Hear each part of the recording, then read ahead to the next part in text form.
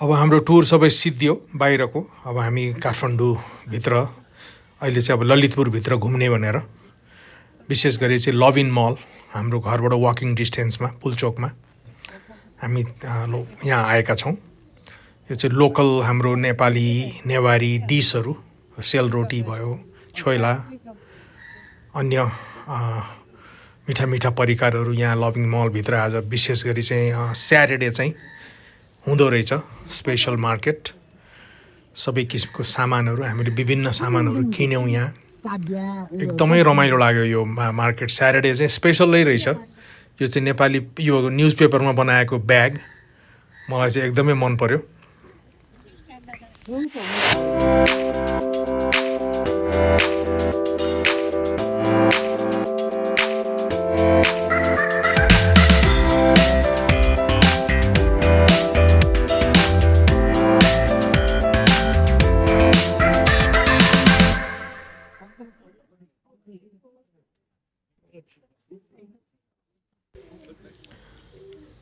यो मलको चाहिँ एभ्री स्टल हामीले चाहिँ घुम्यौँ, हरेक चिज हेऱ्यौँ। खानेकुराहरू चाहिँ विभिन्न परिकारहरू हामीले त्यहाँको मोमो लगायत अन्य चिजहरू, पानीपुरीहरू, विभिन्न किसिमको खानेकुराहरू पनि ट्राई गऱ्यौँ। फ्रेस छ, क्लिन छ, एकदमै स्वादिष्ट छ। धेरै इन्जोय गऱ्यौँ हामीले खानेकुराहरू। ठाउँ ठाउँमा गेमहरू पनि राखेको रहेछ, गेम विथ प्राइज। हामीले त्यो पनि इन्टरटेन गऱ्यौँ। यो चाहिँ नाचोज स्टल रहेछ, एकदमै गुड नाचो। यो चाहिँ उसको मिलेटको नाचो, एकदम मिठो। ग्वाकामोली पनि। प्राय विभिन्न देशको चाहिँ खानेकुराहरू हामीले देख्यौँ यहाँ। मिडल इस्टर्न फुडहरू, मेक्सिकन फुडहरू, चाइनिज, हाम्रो आफ्नो नेपाली ट्रेडिसनल फुडहरू। लभिन मलमा पुरा घुमफिर गरेर भित्र बाहिर सबै आज एक्स्ट्रा चाहिँ के भने स्टलहरू हुँदो रहेछ स्याटरडे भएर। सबैतिर घुमेर आएर अनि अहिले यहाँ यो नाचोस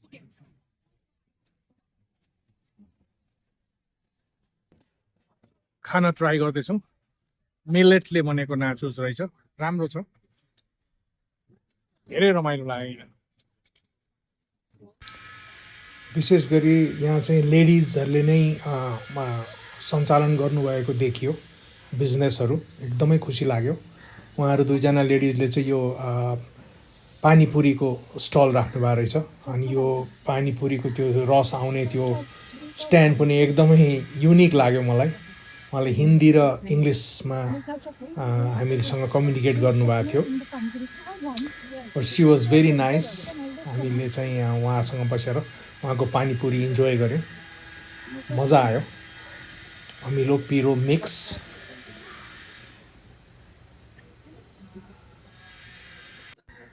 यसरी विभिन्न परिकारहरू चाख्दै चाख्दै हामी फाइनली यो बबल टीको स्ट्यान्डमा पुग्यौँ। त्यहाँ पनि दुईजना बहिनीहरूले मजाले चलाइराख्नु भएको रहेछ। मिठो थियो बबल टी। ल हामी चाहिँ अब बबल टी सबै खानेकुरा ट्राई गरेर हामी बबल टी खाँदैछौँ। बबल टी खाइसकेर चाहिँ हामी अब यहाँबाट के गर्छौँ नानी? हामी बस चढेर जान्छौँ। बस चढेर बलबाट चाहिँ साझा बसमा सबैजना चढ्यौँ। उहाँहरू चाहिँ कुपन्डोल उत्रिनु भयो। म चाहिँ सुन्दारातिर जाँदैछु। भाडा यस्तो गर्नु ल हजुरले। ताजा बस सफा छ, राम्रो छ, जानु पनि सजिलो छ, धेरै प्याक पनि छैन। स्याटरडे भएर होला।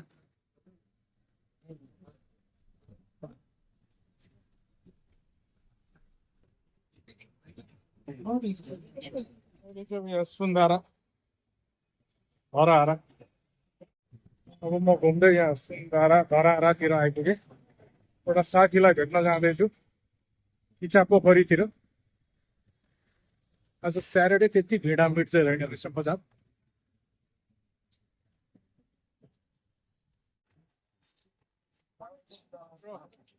प्रदीपजीसँग भेटघाट भयो न्यु रोडमा।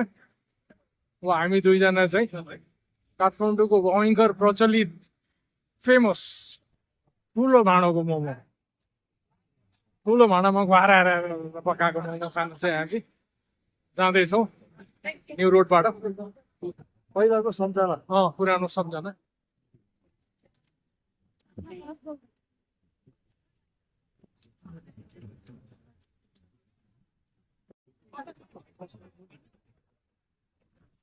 पुरै भिडियोग्राफी नरिवल पानी खाने अफर आयो, हामी चाहिँ नरिवल पानी अब चियर्स। चियर्स।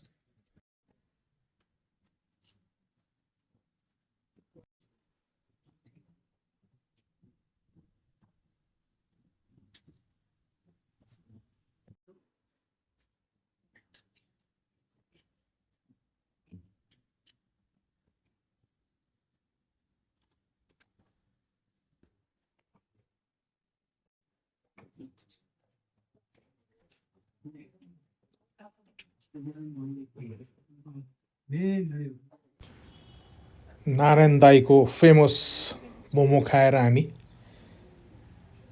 जोसे हुँदै बसन्तपुरतिर आयौँ। बसन्तपुरको रमाइलोको बयान गरेर साध्य छैन। हाम्रो चाहिँ घुमाइ अझै चलिरहेछ। हामी अहिले बसन्तपुरमा छौँ। शनिबारको दिन मान्छेहरू चाहिँ सबजना बाहिर घुम्न निस्केको, सबैजना चाहिँ एकदम रमाइलो मनाइरहेको देखिन्छ। यो ठाउँ फेरि हामीलाई पुरानो सम्झना दिलाउने ठाउँ हो यो।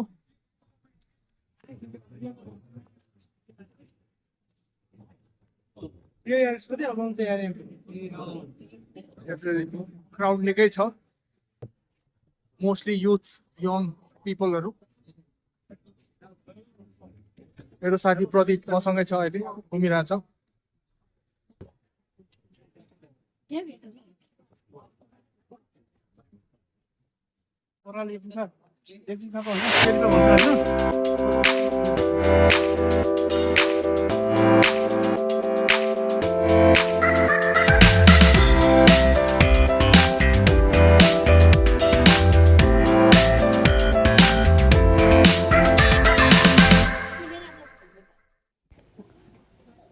बसन्तपुर, हनुमान ढोका, यो काल भैरव, यो एरिया पहिला र अहिलेमा धेरै फरक रहेछ। धेरै नै राम्रो बनाएको छ। सरसफाइ पनि त्यत्तिकै ध्यान दिएको देखेँ मैले। सबै रिनोभेसन भएर अहिले चाहिँ अलमोस्ट एभ्रिथिङै राम्रो लाग्यो मलाई। अहिले चाहिँ म काल भैरव परिसरमा दर्शन पनि गरेँ, घुम्ने पनि मजा आयो।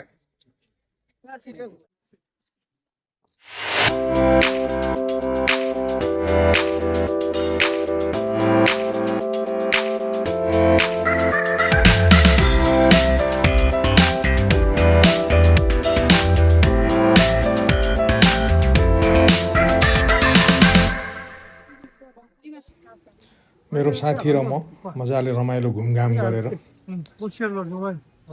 त्यहाँबाट फेरि हामी उसले चाहिँ मलाई घरमा ड्रप गरिदिने भएको हुनाले हामी यो सिंहदरबारको बाटो हुँदै पुरानो यो नेपालको चाहिँ ऐतिहासिक ठाउँ हो सिंहदरबार।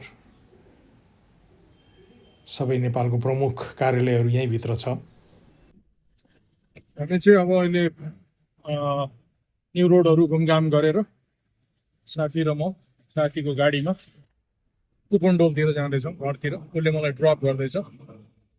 रमाइलो भेटघाट भयो, साथीभाइ बसेर चाहिँ चिया खाइयो, मोमो खाइयो, घुमघाम गरियो, पुरानो कुराहरू गरियो। It was lot of fun, रमाइलो भयो। मेरो चाहिँ बच्चादेखिको साथी हो प्रदीप। तपाईहरुलाई यो मेरो भिडियो अहिलेसम्मको कस्तो लागिरहेछ, प्लिज तपाईहरुको सुझाव सल्लाह केही छ भने कमेन्ट बक्समा दिनु होला। यदि तपाईहरु कोही नयाँ हुनुहुन्छ मेरो भिडियोको लागि भने मेरो भिडियोलाई सब्स्क्राइब गर्न नबिर्सिनु होला, लाइक पनि गरिदिनु होला, ताकि तपाईहरुको समक्ष अर्को नयाँ भिडियो तुरुन्तै उपलब्ध हुनेछ। यसरी नै मेरो भिडियोलाई माया गर्दै गइदिनु भयो भने म आगामी दिनहरूमा अरू भिडियोहरू पनि बनाएर तपाईँहरू समक्ष प्रस्तुत गर्नेछु। अब म घर आइपुगेँ। तपाईँहरूसँग फेरि अर्को भिडियोमा रमाइलो भेटघाट गर्ने बाचा गर्दै अहिलेलाई बिदा चाहन्छु। Thank you so much.